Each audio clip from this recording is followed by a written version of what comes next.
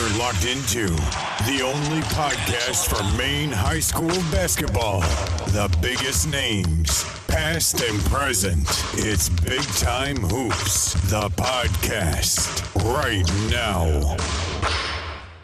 All right, ladies and gentlemen, welcome to another episode of Big Time Hoops, the podcast. And our guest tonight, you may be saying, we just saw her on an episode. We just saw her a week ago, but if you got a Miss Maine title, Gatorade Player of the Year title, full D1 ride, you can come on the podcast as many times as you want. So I think down in Gorham right now, correct? We got Emily Esposito on the podcast. Yeah. And I think the first thing I noticed after doing the podcast with you guys last week is I think I was the only one calling you Emily. Do you just go by Espo? Is that what everyone calls you or what?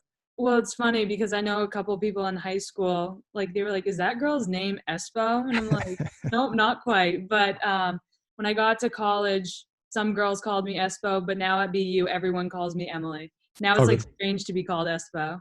Okay. Yeah, I wasn't sure. Like I caught myself like towards the end of the last podcast. I'm like, I think I'm the only one calling her Emily. I should have probably checked that first. But either way, Emily Esposito on tonight's podcast. And what's going on down there in Gorham? I mean, same question I ask everybody when we get on. Like, what's going on in life in quarantine? What's happening with you right now? Honestly, not too much. I just I actually got a unicycle yesterday in the mail. So I've been working on my skills there. And then I just got a balance board today. Like, I don't know, some random thing I saw on Instagram. And I was like, I am so bored. I bought a bunch of books and it's like, I pick them up, put them down. So I was like, I need some activity to like put in there. Yeah. So I was going to say, like, I think just like everyone else, like early on, I think we all felt like this is pretty cool. Like I get to stay home. I can get caught up on some things and then you get like bored real quickly. So exactly. Like, what's lockdown been like for you? You mentioned some of the things you've been getting into, but has it been tough? Are you ready to get back to reality here or what? I am, but at the same time, like I'm kind of still enjoying it a little bit, just in the sense of like having time to like read books that I enjoy as opposed to like doing all schoolwork. Thank God, like my gym is open. It only closed for about 2 weeks. So like I'm able to go in there, get a good workout in. And then from there, my day probably consists of like either going for a bike ride, reading, doing yard work for my mom, trying to be a good kid. Yeah. So I'm gonna ask a question that I have not asked anybody else on the podcast because no one else has brought it up. Give the people a book to read. What's a good book that you've checked out in the last couple of months?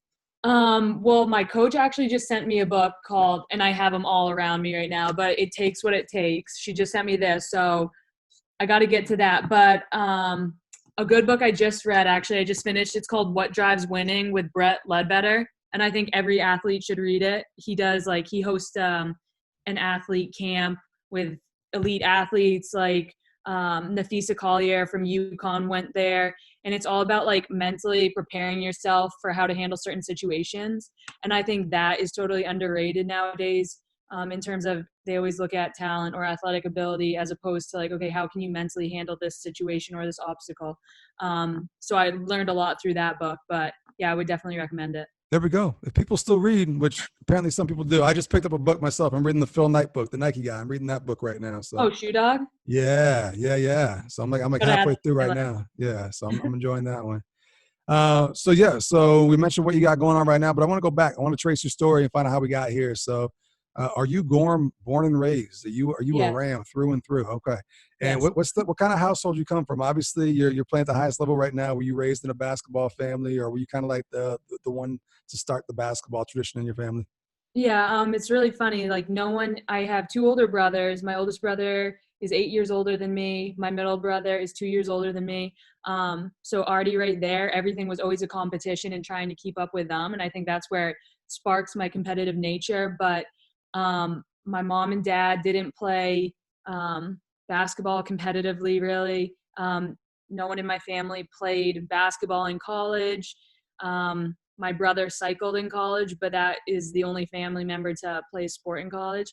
So it was whole new territory for our family when it came to the recruiting process and all that type of stuff. But like having people like Allie Clement go before you and having coaches like Coach Berthume and Coach Clement and Coach Briggs like be there and guide you through that process was huge. And I feel like obviously growing up in Gorham, you got USM right there. And I feel like for a lot of kids that grow up in towns that have colleges right there, that kind of sparks it, I think. Just having like Yeah. and you have one of the best programs, or USM has been a powerhouse for a while, but like that play into it at all? Like, did you go to USM summer camps at all, or were you a fan of the program, like anything like that? Yeah, I did when I was younger. Actually, I went to as many camps as I could there, and I got to know Coach Fifield fairly well. And he ended up getting me, like he is friends with Gino, so he allowed me to go to UConn practice at one point. So I think it's also just like making connections. But yeah, I would always go up to USM, the field house, shoot. My dad would always rebound for me and stuff like that. It was like a nightly thing. Did you have any favorite players growing up? I know I had like a handful of guys that I loved going to watch at my local university back in the day. Like, were there any players that you kind of gravitated towards that you were a fan of? Yeah, Nicole Garland stuck out to me. Just the tempo she played at. She could shoot the three. I'm still trying to hone that skill. But yeah, I don't know. She just kind of had an all-around game. She was like a spark plug. She played a lot like Kaylee, or Kaylee plays a lot like her. So that was always enjoyable to watch. You mentioned going to UConn practice. Well, what team was that? Like, who were some of the players that were at UConn at that time? Brianna Stewart, Kalina Muscale, Lewis, Mariah Jefferson, Morgan Tuck. And those are just a couple big names that I can remember off the top of my head. But we got there, that was going into 8th grade or my freshman year, I think, just because we were going on a bunch of college visits. And I told my mom, I was like, I really want to stop and see there. Well, big mistake, because you don't want to start with UConn and then go to all these other schools. Really sets them up in a poor way. So, yeah, no, we got there like 45 minutes late trying to find it in traffic. And I was so mad at my mom. I was like, are you kidding me? We're missing practice, all this and that. And so we get in there. And then, of course, Gino says they aren't doing things well enough. They need to do these drills over. So they ended up going like an hour over practice time. And I was like, okay, I don't mind it. I'm sure they do, but I'm enjoying it. Yeah, and I mean, you mentioned some of the girls that were there. They were pretty good at that point. That's not a bad squad to go and check out. So, Yeah. Were you a UConn fan growing up? Yeah, always. I was actually number 23, not only because of Michael Jordan, but Maya Moore. And yeah, I always said to myself, or there was a point, I guess, where I was like, Mom, would you mind if I tried to be a walk-on at UConn? Like, I just really want to be coached by Gino. I don't care if I get a scholarship or not. And she was trying to be very encouraging, like, yeah, I wouldn't mind, but like, keep in mind there's so many other options, trying to be like a nice, encouraging mom, but at the same time, like, come on, we need some school for free. Yeah, absolutely. So you mentioned going to those going to that practice like in 8th grade and checking out schools, but I'm curious, what was like the youth middle school thing? Like, were you in the travel teams, AAU, anything like that? I mean, I'm guessing you've been a hooper for life pretty much. So I'm guessing you've been doing this for a little while. Yeah, it kind of feels like that. It's funny. I played soccer, softball, and basketball, and it was actually kind of like narrowing it down around like 6th grade. And in 6th grade, that's when I joined the Firecrackers. And I think that really solidified that I wanted to play basketball, because I was okay, I would say. And I feel like how they run their program, they took me to a whole nother level. And I think that's kind of where it all really started. Okay. Would you you want to make a claim that the Firecrackers is the best AAU program in the state? I would love to make that claim. Okay, go ahead and preach on it. Why do you feel that way? I want to know why. I want the people to know why the Firecrackers is the program in the state. They carry themselves different in the sense of like, they take characteristics and people's morals and values into consideration, and how you carry yourself, and are you humble, are you polite, are you a hard worker, not just if you can put the ball in the basket, but I just remember everything was team first, self never mantra. And I think that's kind of getting lost nowadays, and everyone trying to get a scholarship. But I really think that's what got a lot of kids in that program scholarships. Like, I remember times where, coaches would talk about certain kids on the bench and how loud they would cheer for other teammates on our team and stuff like that. And they just always preach that, like, someone's always watching. So carry yourself well and be happy for the person next to you, because you're a part of a mission that's much bigger than yourselves. And I think, like, they preach that to an extent where, like, it becomes ingrained in every single player, whether they realize it or not. So it's not even really basketball related. It's just in the sense of, like, they know how to mentor kids and bring them along. So we talked about it on the Gorham episode too, how like all you guys, you love going against your former AAU teammates. Like those are the games you look forward to much in high school, or the most in high school. So I'm curious, like, who were some of your teammates that you came up with through the Firecracker program? Like, who were some of the girls that you were playing with in middle school prior to getting to Gorham and battling them in high school? Molly Chapin, actually from Greeley, Maura Train, played on the same team for a little bit. A lot of girls were kind of in and out of the program. But like I had the opportunity to play up with like Allie Clement, Nina Davenport, Olivia Shaw, Olivia Smith, Victoria Lux. So I think like being able to play up and having kids like Anna DeWolf, Faith Bluff, and Mackenzie Holmes like play up with us, you see so many different styles of game that like it kind of helps you become a more well-rounded player yourself. So those are just a couple of them though. Okay. So obviously you from Gorham went to Gorham. So coming into Gorham, like what'd you know about the program? Like were you a fan of the program? Were you a fan of high school hoops? Did you have any idea what you're getting yourself into, or was it all like a huge culture shock when you first got there? I can't say it was a huge culture shock. Like I had gone to a couple practices because I wanted to see what it was like. I had met Coach Berthium a couple times, but didn't know him super well. I had been to some games just because my brother was obviously in high school before me, so going to his athletic events, and then whether it was going to girls or boys basketball games. But yeah, I would say like it was definitely a transition. I mean, you go from like middle school where you can't play 2 quarters out of the 4 and you have to rotate 5 in, 5 out type rules. And then you get to high school where like winning is definitely a part of it, which I absolutely enjoyed. But yeah, no, I enjoyed the transition. It was slightly difficult at first, just in the sense of like I needed to mature into a more well-rounded basketball player. So I had some growing pains, but overall I enjoyed it. Yeah, so I'm getting the sense that you're a competitor. You love to compete. So I'm curious, Yeah. when you were coming in as a freshman, like how much of your mindset was I'm coming in here to take somebody's spot versus I'm coming in here to make the team, be part of the team, fill a role. Like, what was your mindset coming in? I don't think like it's funny. I've never necessarily had the mindset of like I'm coming in to take someone's spot, but it's more of like, okay, I'm coming in to help this team improve, to help this team like complete the ultimate mission, which is to win a championship. You know, it was more so like me thinking like, what can I do to improve this team? What aspects of my game do I need to evolve to make it a well-rounded team? And the only reason I always revert back to the team is because my mom, like not really a huge sports lady or anything, like very removed.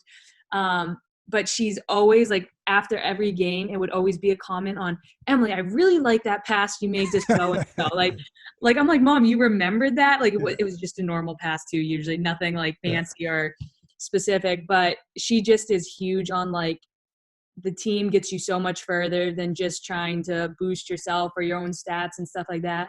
So I think that's like also a part of where like my game comes from is I like to have everyone involved and I like to have everyone enjoy winning. Absolutely. So I usually ask the question, you know, whenever you step up in level, there's always an adjustment you have to make, you know, from style of play, speed of the game, stuff like that. But I'm gonna ask you something different. So obviously there was adjustments you made jumping from middle school to high school. Instead of telling me what the biggest adjustment was, I want you to tell me what was maybe the thing you were better at than you expected. Like what came easier, or what did you kind of impress yourself by what you did that maybe you didn't expect coming into high school hoops? I think I've had a slightly different jump shot than I think a lot of people, just in the sense of I don't mind fading away and I kind of prefer that. So it gives me distance.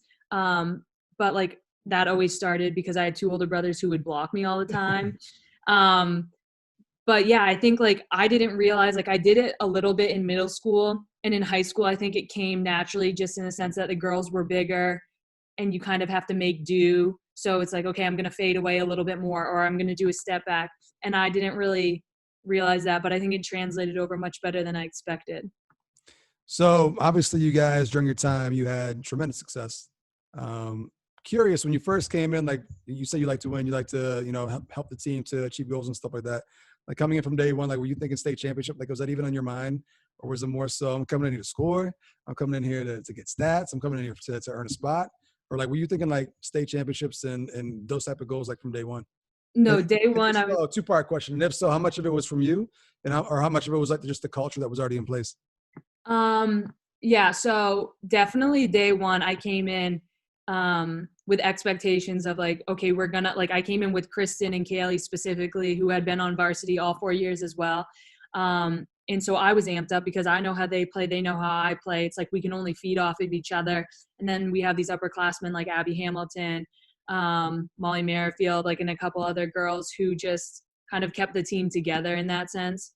But yeah, coming in, it was like, okay, we're going to win a championship. And I remember getting to the expo and we lost and I was crying. And then like, I look back now and I'm like, Emily, you were a freshman. Yeah. You guys just didn't have the team that year. Like, what were you thinking? But like, I really, like, I was so set on, okay, we are going to win a championship all 4 years. Like I wanted to like essentially do what Macaulay did and win 4 years in a row. Clearly didn't happen, but I think every year we got better and then finally winning it the last 2 years. But I also think back to the second part of the question, I think part of it was definitely the culture and environment that Coach Berthium was kind of creating as he's been there for a while at that point. You know, he does stuff a little bit differently too, just in terms of like, you know, we have circle time, which I think certain things like that do help a team, whether it's like to get stuff out, to talk, to make sure everyone's on the same page. So I think that really, I mean, he also has very strong connections with all his players. And I think that also takes the team to a whole nother level. So I would definitely say it was half and half in terms of like, I came in thinking, all right, we're going to win 4 years in a row. But it was still the first 2 years a development stage of what we were going to become. You mentioned getting to the expo your freshman year. So for those of us that are not from Southern Maine and don't play in the expo for postseason play, what's that atmosphere like? I mean, I think you guys play on it's the Red Claws court that they have tournament games on, right? So like, what's that atmosphere like? It's great. I really enjoyed it. I love having fans at games, obviously. But I do have to say I was so nervous because everyone else was saying like, you know, the depth perception behind the hoop, it really throws you off. So I was worried that I was going in there and throwing up all air balls. So I was like, okay, got to make sure I get up early and like, well, not many people are watching, get some shots up, see how it goes. But no, it's definitely exciting because it's also not just you have two hometowns or two teams like at the same gym. It's like you have so many different people there. And yeah, I mean, I think it's just an exciting environment. Also, given that the Red Claws play there. The SMAA. Do you guys have like a season champion or like a tournament champion? Do you guys have like a conference tournament or anything like that? I don't know, which is terrible. All right. So how about this? For the SMAA, are you guys aware of like where you guys are ranking wise, and like is that important to kind of like end the season at the top of the SMAA? Oh yeah. No, I wouldn't really pay attention to it. Yeah, I'm not someone. It's funny. Like even in college, I've never been one to like really focus on like, okay, we're this seed, so who are we going to play next, and then where does that line up in what bracket? I don't know if it's just because it's a hassle for me personally to figure out, and I'm like, I don't really understand it, or if it's just like I don't really care who we play. Like I'm ready to go. I'm fired up. Yeah. Okay. Just curious. I wasn't sure because like I figure down there you guys have so many schools in close proximity, and you kind of grow up playing with and against a lot of the same girls. And I'm just curious if like if bragging rights are important to like, you know, finish the season better than some of the girls you play with in the off season. To like, I wasn't sure if it was like a competitive thing, like you want to be the top in your area against the girls you play with and grow up with and stuff like that. But not important, right? Because you just want to win. That's all you right. Exactly. Yeah. All right. So we mentioned the SMA. So obviously you guys play a tough schedule. Like who were some of those schools that gave you guys headaches leading up to obviously your state title runs? Like who were some of those schools you had to kind of get over the hurdle to get past to get to gold balls? I have to be honest and say like obviously South Portland, but going into junior year, we had a very good team and I think we knew it. And I think other teams knew it as well. So that automatically puts a target on your back. And it's like we could never really be slacking at any point because a lot of teams are coming out like the mentality of they have nothing to lose, we have everything to lose. So, I mean, I think Coach Berthium did a great job at like, you can be on the right track, but if you stop, you'll still get run over type mentality. Like, it's like you guys are a good team, but listen, like any team can be beaten on any given night. And so I think there were multiple games, like whether it was Thornton or South Portland, or even like a couple times you have Bonnie Eagle who can just be a pain to get through. And it's like, what the hell? They come out of nowhere, like just stop and let us win or something like that. But no, I think a lot of teams gave us a really good, battle. And it was just about, we happen to have a little bit more talent or a little more depth, which always helps out. You mentioned having a target on your back. So obviously as a good team, you guys had a target, but as being one of the better players in the state and ultimately Miss Maine, I'm guessing there's a target that comes along with that. Just curious if at any point you started feeling that target on your back, like players coming at you, people trying to measure themselves up against you. Like, was that something that you were aware of or something you experienced your last couple of years in high school? I would say yes and no. Like, I feel like maybe moments of it, but I also don't know if that was me being in my own head about the situation. But I always say, I'm like, I swear some refs really hated me at certain moments because I always felt like calls were going against me, or they would call certain things for the other team that again would go against me. But I also think that's just me being, dramatic, and every player has those moments where they're like, are you serious? You're going to call that? But I mean, I guess I never really thought of that. Like, as long as we're winning, I don't give a shit what you think, really. All right. Fair enough.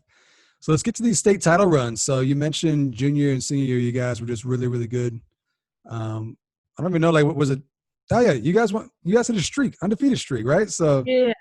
Any close? How about that first year? Any close ball games? You mentioned like just Bonnie Eagle being a team that kind of like would not go away, give you guys a tough time. Maybe you guys ran into some teams that you should have put away earlier that hung around. Like, what was like the closest call or the moment that kind of stands out getting that state title game when you look back at it now? I remember Coach Berthium had talked about it on the last one as well, but Thornton, when we were down, was definitely a close one. But then also we played them the following year, and again it was a close one. It was kind of back and forth, a little bit of a chippy game, but we ended up winning that one. And I just remember, like, it was something that was really good for our team because we were kind of, we only had 2 seniors that year, so we're still a young team. And we played Scarborough next, and they're another team that kind of just never really goes away. And so we played them, and we just first and second quarter, I would say, like, shut them out. Like, I think we were also pissed about the last game that was like, we're sorry, we have to take this out on somebody, and they just happened to be it. Another team is definitely South Portland in the semifinals. They always come for us. So yeah, I first split second was like, okay, we can't lose this. Like, we have come too far. We have an undefeated record, all these things. I was like, this just isn't right if we lose this. But yeah, those are the 2 main games that I remember where it's like, I do have to say though, I never had the feeling as if we were going to lose, but I don't know if that's because we had an undefeated streak and it's like, you just kind of build in that, like, we can't lose the next game kind of mentality. But yeah, I would say those are the 2 main ones. Did the undefeated streak play into and add pressure to you guys? Like, do you think had you not gone undefeated, you maybe would have felt a little less pressure once the playoffs hit? And then because you guys were undefeated, like, there's just that extra burden, like, we can't lose a game, like, we're undefeated at this point? Or did it not make a difference, do you think? I would say it didn't. I would say just certain people on the team, I think it made a difference. I mean, it's always in the back of everyone's mind because you want to essentially break records, like, oh, how long can we keep this undefeated streak going? But for me personally, it was just something like, I don't know, you take it day by day, game by game, in the sense of like, okay, every game is, okay, you have your 1-0 or whatever to play kind of mentality, just one game at a time. Would you guys beat for the state title the first time? Edward Little. Edward Little. All right. So yeah. You guys win your first state championship. Actually, you probably would have got some practice in the regional final, but climb the ladder to cut down the net. Were you nervous? Did you have any idea what you were supposed to do when you got to the top? Did you know you wanted to go last? Did you be the one to rip it off and swing it around? Like, were you like, I'm going to go last? Like, what was the process to climb the ladder and get the net down? Yeah, so, well, we let our 2 seniors, because we only had 2 seniors my junior year, Yeah. we let them go climb last so that they could do it. I felt like it was only right. But, yeah, no, going up, it's so funny because actually my Villanova coach had called me, and he goes, Jesus, you didn't look like you knew what you were doing. I was like, oh, this is great. Like, definitely people caught on. He's like, yeah, you cut so slow. You don't know how to cut a net down. I was like, first one, coach, got to be honest. So, yeah, no, definitely nervous. But, I mean, I let people go up before me just so I could be like, okay, how is this going to go? Kind of like assess the situation. But, yeah, second time around definitely goes much better. Went up with much more confidence. So let's get to the second state championship. So second time around, obviously you want to win every game. You want to go undefeated. What were some of the pressures maybe you guys felt the second time, having that streak going, trying to go for 2 straight? Like, was there anything additional or anything maybe a little bit tougher that second time around versus the first time? I think part of it is, like, when you do it for one season and then, like, you have the mentality of, like, I don't know, there's always that question, can we do it for a second season? Or how can we make this season even better than the last when you went undefeated? And I think the other added pressure is just that, you know, we started to get such a strong following from the Gorham community that it's like you don't want to lose that because it's exciting for, you know, to play in that type of atmosphere all the time. Like, I enjoyed every home game because I felt like we had a good crowd. So I think those are 2 things that add pressure, where it's just like, okay, we don't want to lose people at our games. We don't want to lose momentum or, you know, people talking about our team and stuff like that, just in terms of building the program up and leaving it better than we found it. You mentioned a great home crowd at Gorham. And I remember back in my day when I played high school basketball, one of the best parts was running onto the floor, crowd on their feet, ready to go for warm-ups, all jacked up, ready to go. Curious, do you guys have a band at Gorham? Is that what you guys No, we don't. What was the song you guys came out to for warm-ups? You guys must have had like something hot right in the beginning to come out to. Do you remember what I don't know about that. I remember Molly Merrifield, who was a senior my junior year. She wanted some country music. I had to veto that really quick and say, I can't get hyped listening to this. So all I know is it wasn't a country song, but usually, yeah, someone would pick it out and most people would agree with it or whatever. But yeah. Thank God you had the veto power, because the country song is not the song to come out to. Yeah, no. I feel like also half the teams would have probably just left. Like, I'm sorry, what are we warming up to? Definitely. So obviously you guys get back to tournament to defend your title. Real quick, you mentioned your first game or your first playoff game your freshman years at the Expo. Obviously you guys go across town to the insurance arena. What's playing in the arena like versus the Expo? What's the difference there? I mean, I just remember the state game against Edward Little there specifically, and like the whole Gorham side was absolutely packed. And the thing about that is, like, it's an arena. It's just different than the Expo. There's so many more people there. The fact that it goes up and it's, you know, dark, it's kind of nice that you can't really see the people, but the lights do get to you a little more at the Cross Insurance Arena as opposed to the Expo. So yeah, I don't know. I really enjoyed it because it was bigger and it's like almost you have that college feel to it. And then how the benches and the court is separated from everything else. So yeah, that was definitely an awesome time to play on that. Who'd you guys beat for the second state title? Oxford Hills. Okay. Yeah. So I mean, and they're the top of the top right now. So was that game close? Like, were either the state title games close, or did you guys pretty much sail through? Because you guys were stacked, obviously. I think both of them started off close, and then we started to pull away. And I always say this, and I don't know why, but I definitely feel like we were a second half team. Like, we would let ourselves slide a little in the first half, and then second half it's like, okay, no, we really like need to step up. But yeah, they definitely started off close, both of them. Okay. So you mentioned the second time going up the ladder was a little bit easier, cutting down the net. You had a better idea. So I think obviously any basketball fan watches a ton of basketball growing up. You watch a ton of basketball championship games and celebrations. While you're sitting there watching the clock tick away, like, did you have an idea in your mind what you wanted to do? Like, did you want to go Michael Jordan and jump on the table and scream to the fans, and then like, did you have anything planned out like that, or was it all just in the moment? It was definitely all in the moment. Okay. I mean, Coach Berthium really does have the picture up in his classroom of me like spiking the ball, but that's because I didn't know what to do with it. I was like, I'm not just gonna walk over and hand it to the ref. Like that is too simple. I'm just gonna spike it, let it go where it may, and then carry on. So it's 2 state championships, good way to end the career, but also crown Miss Maine. So I'm curious, like, was that a goal that you shot for? Like, was that something you wanted? I mean, obviously you want to be the best player you can be. You want to win every game you can win. But was individual accolades like Miss Basketball, was that something you had circled in? It was a goal of yours? Was it something that was important to you? I wouldn't. It's funny. I wouldn't say necessarily like Miss Maine was like a priority of mine or like necessarily in my mind like, oh, I really want to win that award. But I do have to say like Gatorade Player of the Year, just based on like seeing obviously the best of the best in terms of like getting the National Player of the Year award and stuff like that.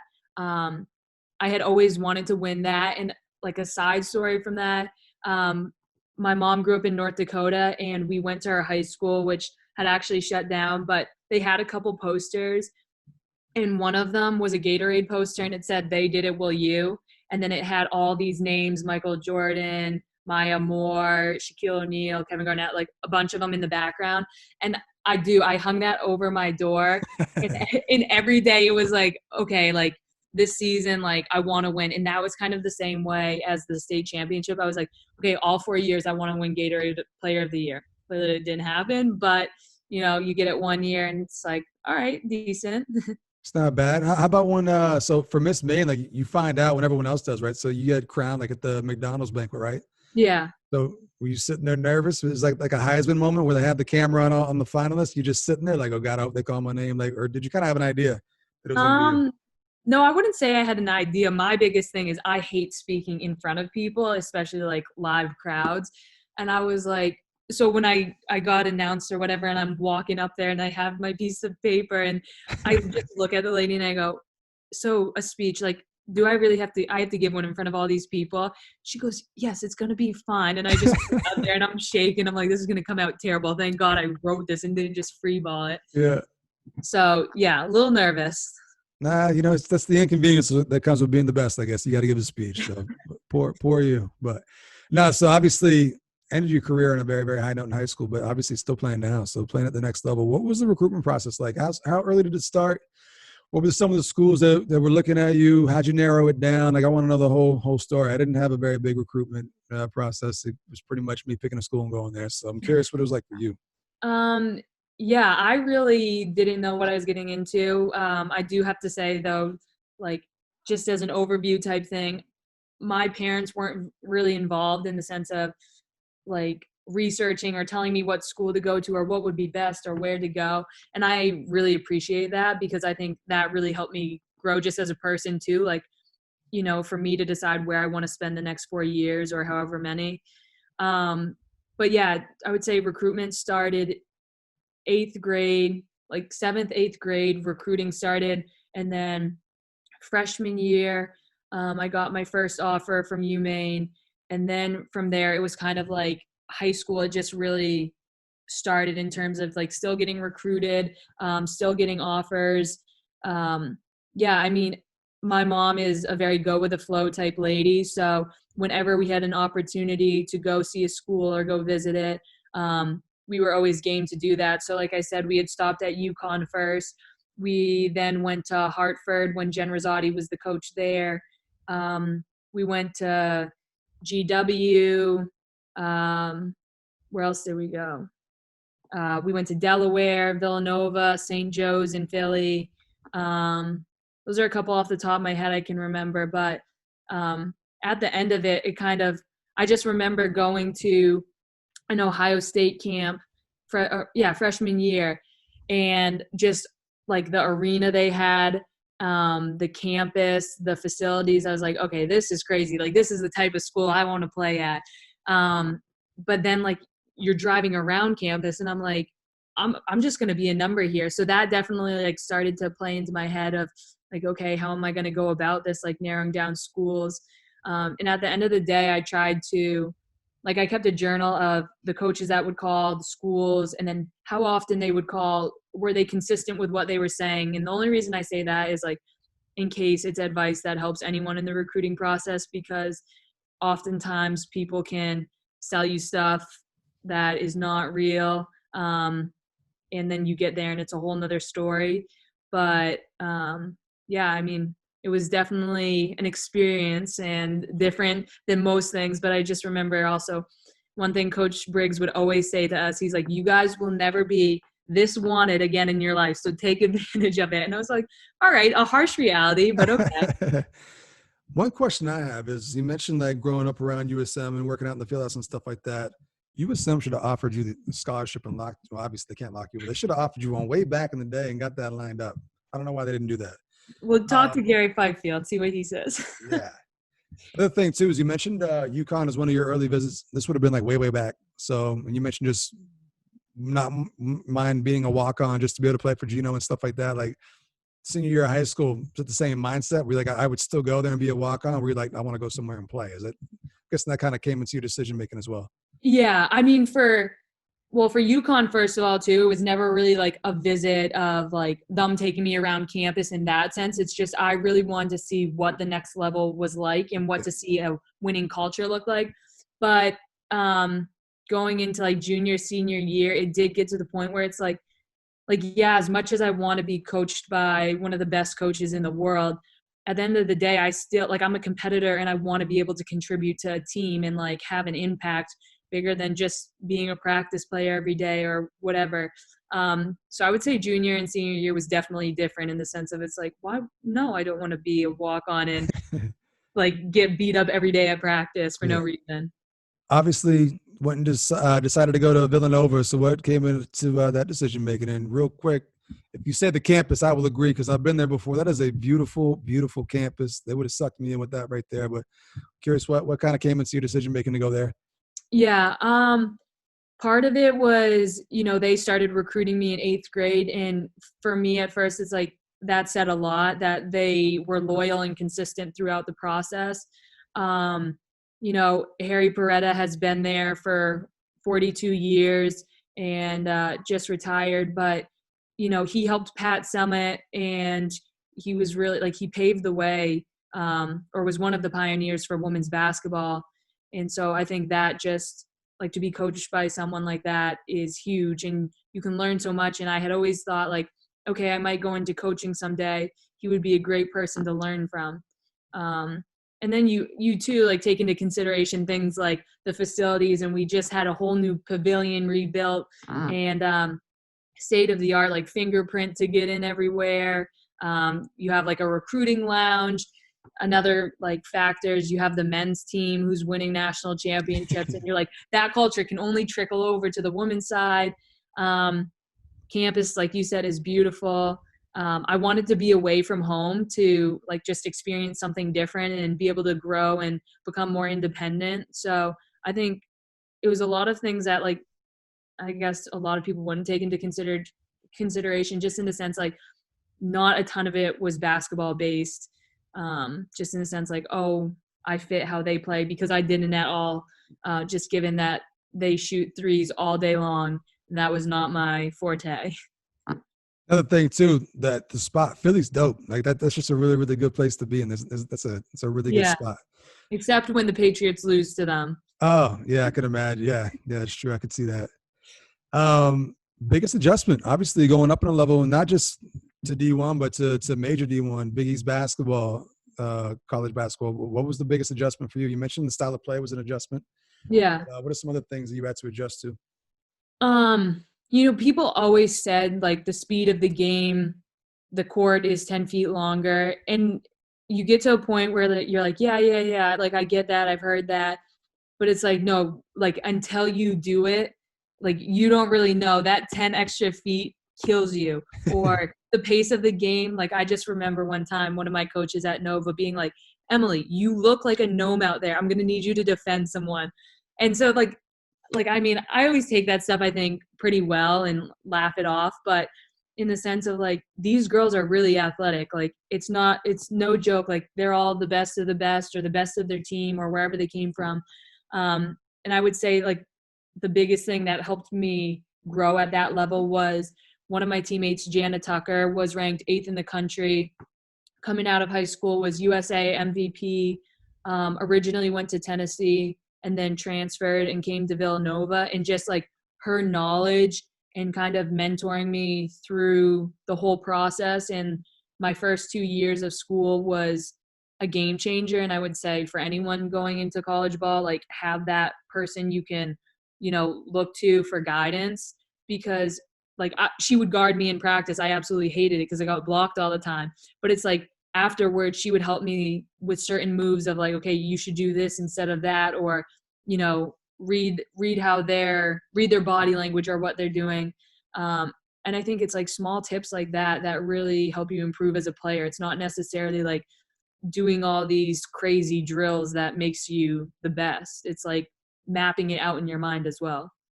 Other thing too, and it's something that I think all the girls mentioned on the Gorham episode that played in college is, you guys don't know, or the ones that have graduated, they don't know if they'd go back and play college ball again, but they'd go back and play high school ball in a heartbeat, because there's so much more that goes into college ball. I mean, I played at an NAIA school, which is nothing compared to D1, and even that, like, it was a lot less fun just because of the time committed to it. So, like, curious, like, for those that don't know, like, what goes into it? I mean, yes, you have practice, but I'm guessing you have study halls, you travel, there's workouts. Yeah. So, like, just go into, like, what it takes to play at that level. Like, what's the average day like? Yeah. So for me, like, in terms of Villanova and BU, the schedules and how the programs are run very different, but I'll just speak from experience at BU. Even coming in, like, I'm considered a junior, and they still, because I'm technically a newcomer, they still had me doing 8 hours of study hall every week. I have to check in with my academic advisor. You wake up early for class, you go to your first class or your first 2 classes, then you have practice from 11:30 to 2:30, and then after that you try and get something quick to eat, whether it's you literally run through the dining hall, catch the bus, go to the other end of campus, you have another class, and then you have the rest of the time to either get another workout in, to do your homework, to kind of relax, or whatever the case may be. But it's kind of like, it's an everyday thing. I mean, you have film sessions, you have practices, you have lifts, you have conditioning. You really don't have like too much free time to just sit around and do whatever. Unless there's a pandemic going on. Like Exactly. right now, Unless there's a pandemic. There you got time. So obviously transfer to BU. So what went into that process? You mentioned the style of play wasn't exactly your style of play down there at Villanova. Was that pretty much it, or was it more that came into your decision making to transfer? There was definitely a lot more that came into the decision to transfer. I think also having, like, not that the coaches at Villanova weren't good, but I was looking for a coach exactly like Coach Mo, who was actually at UConn for 9 years, and this past year was her second year at BU. And I just remember, like, the things I was saying to her, just in terms of, I was like, listen, Coach Mo, or she had asked me what I was looking for, and I said, I want to become a better person, I want to become a better leader, and I want to become a better player, and in that order. And she goes, all right, I'm going to push you, but we're going to get there. And she's so passionate, and she cares about you as a person, much more than a player, and that I really appreciated. Just the way she runs her program. I mean, yes, it's BU, but she runs it as if it's UConn, and nothing less is really expected or accepted. And, like, the girls I have on my team, I'm extremely close with. I don't know, there's a lot that kind of came into the decision to transfer, and it was definitely an adjustment. Like, I knew transferring was going to be hard, but when it came the first semester of being at BU, I didn't necessarily know how hard, because I was also still fighting for an NCAA waiver to play right away, which didn't end up working. But it's like, there's so much going on. You're in a new environment, and you just kind of have to adapt quickly, and I was not very good at that. So how much more eligibility do you have? You didn't get the waiver. Did you play? You have to sit out a semester? Or is it a full year you got to sit out? You got to sit out a full year. Transfer from D1 to D1. Yeah, you sit out a year. So you still got 2 years eligibility? Yeah, so I could play next year and the following year. I only played 1 year at Nova, given that I redshirted my freshman year. So it's so funny, because the freshmen on the team right now are like, Jesus, Emily, you're going to be a grandma by the time you graduate, like 26 years old. I'm like, yeah. All right, I'll be in my prime, hopefully. It happens, yeah. So obviously you got to stay ready to go. Things are a little bit tough right now, but what are you doing to stay ready to go? You mentioned your gym's still open. Yeah. Still getting shots up and stuff like that, or what's the off season regimen going to look like this summer? No, so definitely like I always do one-on-one sessions because that's mostly what they have at my gym right now. Just in terms of like having as least amount of people as they can in the gym.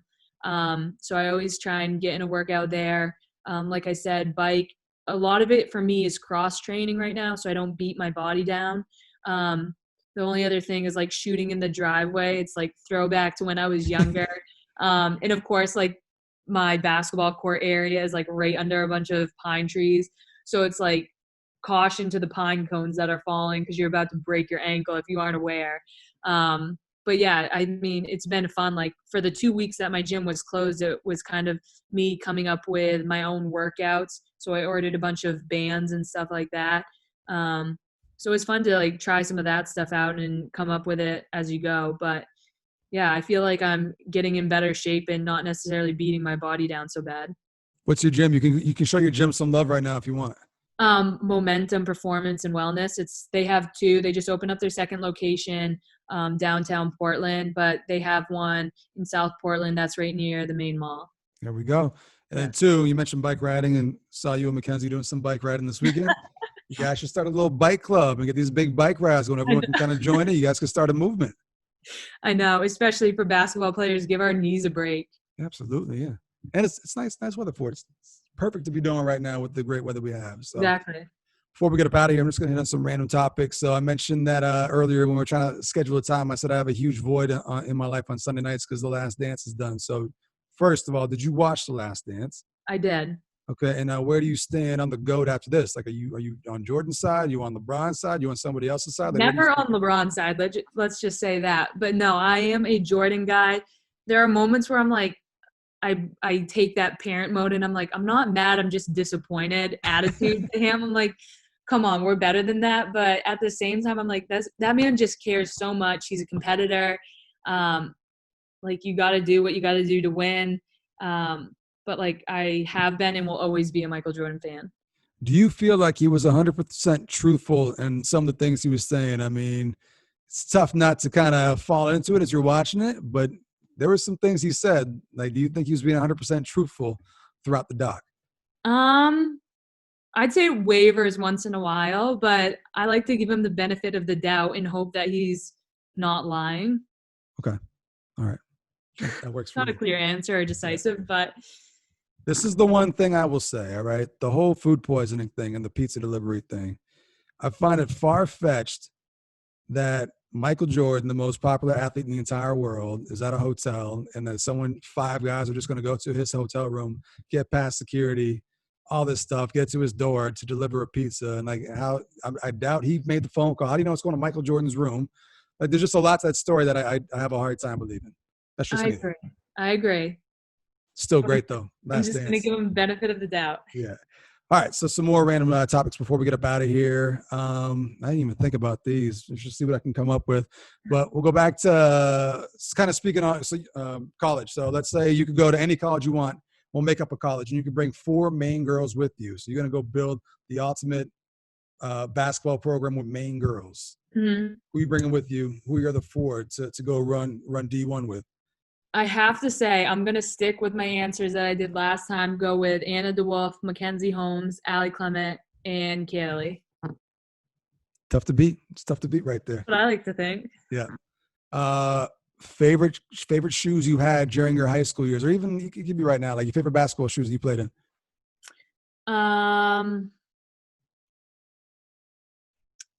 In high school, I would say definitely my Kobe's. I had I think it was the Easter edition of them.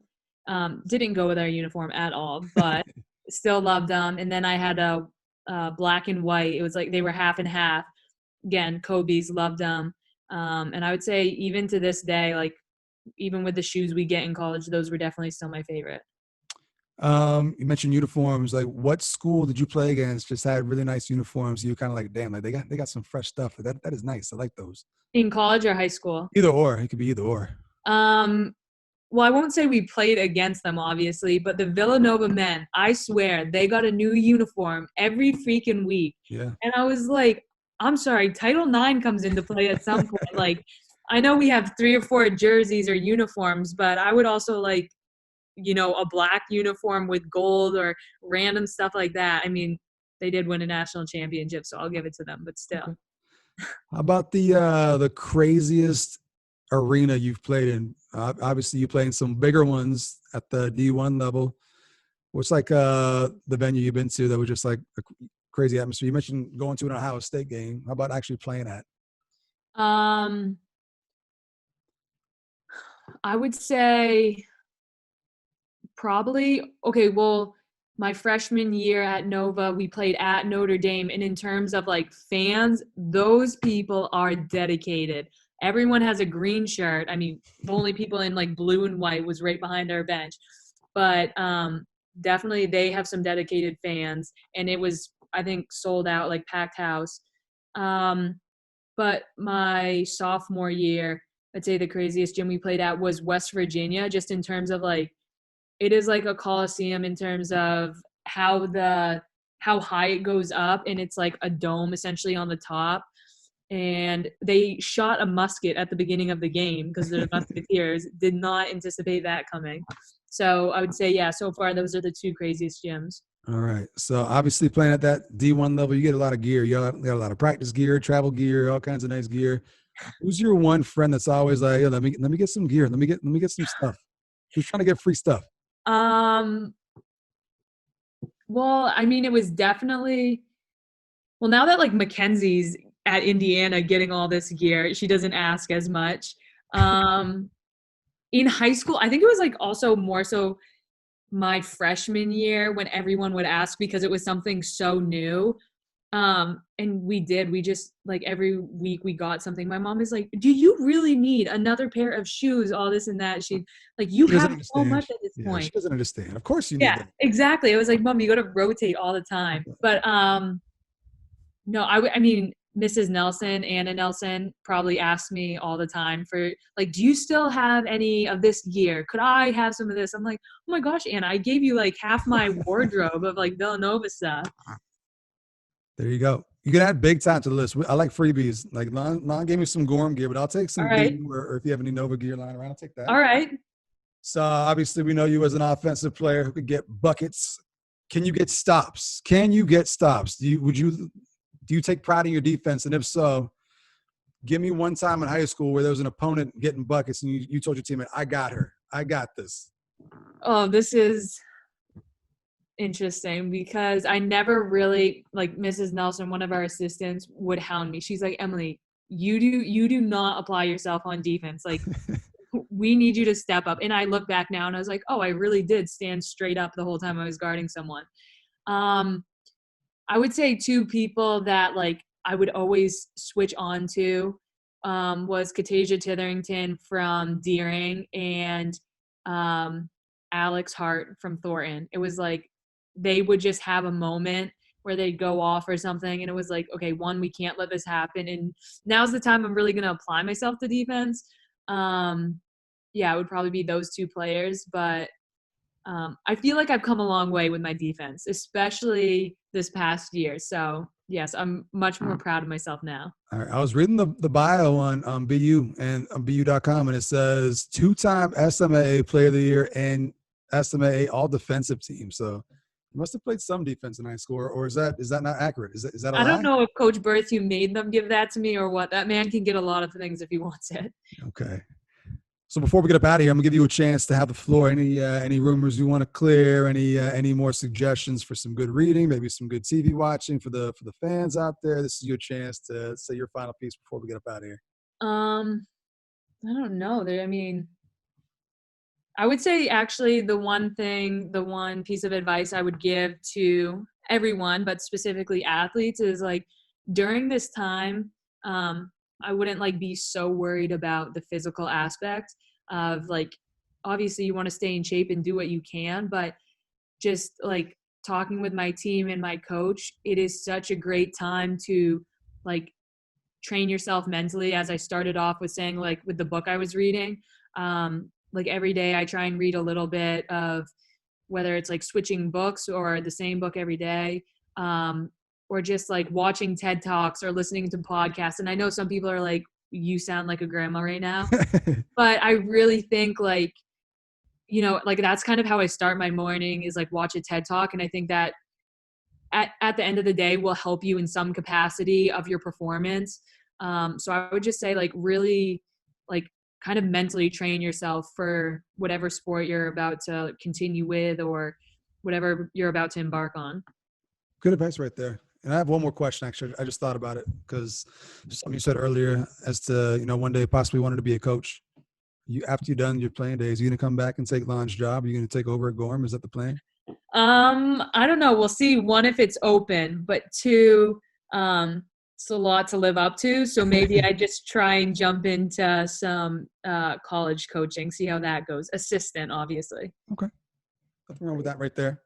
And I'm going to try to get a commitment out of you before we get up out of here. So there's all kinds of good summer tournaments here in Maine for basketball tournaments. It's on the men's side, though. I don't really know of any women's tournaments.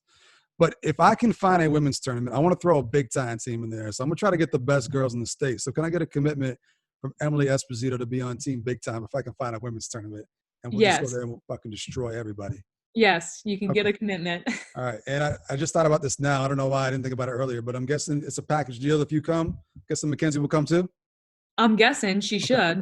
All right. So I'm saying, yeah, commitment for both of us. I speak for her. Oh, my God. We're going to destroy some women's teams. Actually, we should just get in a men's tournament, and you girls can destroy those guys, too. Yeah, we'll see. I know Mackenzie can handle them. I like it. There we go. You heard it first on Big Time. It's going to do it for this week's episode, ladies and gentlemen. Thank you to Espo for coming through here. Emily Esposito for coming through on Big Time. Really appreciate it. Make sure to check out all the previous episodes on YouTube. It's on Facebook now. Check out the audio podcast on Spotify and Apple Podcasts. So many places. We'll check you next time with another episode. Thank you very much.